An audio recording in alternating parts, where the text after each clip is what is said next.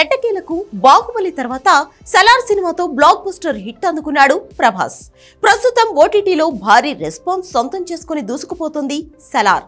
ఇక ఈ సినిమా తర్వాత ప్రభాస్ నుంచి వస్తున్న పాన్ వరల్డ్ ప్రాజెక్ట్ కల్కి 2898 AD. నాగశ్విన్ దర్శకత్వం వహిస్తున్న ఈ సినిమా సైన్స్ ఫిక్షన్ జోనర్లో తెరకెక్కుతోంది.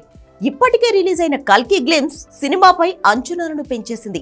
2024 మే 9న కల్కి మూవీ విడుదల చేయడానికి రెడీ అవుతున్నారు.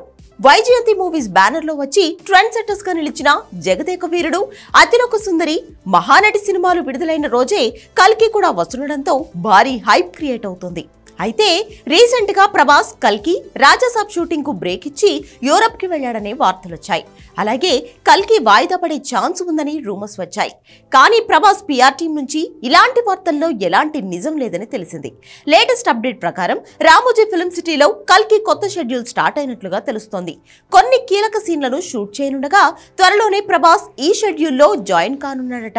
రిలీజ్ కు మరో 3 నెలల సమయం మాత్రమే ఉంది కాబట్టి వీలైనంత త్వరగా కల్కి షూటింగ్ కంప్లీట్ చేయాలని చూస్తున్నారు. ఆ తర్వాత పోస్ట్ ప్రొడక్షన్, ప్రమోషన్స్ పై దృష్టి సారించనున్నారు మేకర్స్. మరి కల్కి ఎలాంటి వండర్స్ క్రియేట్ చేస్తుందో చూడాలి.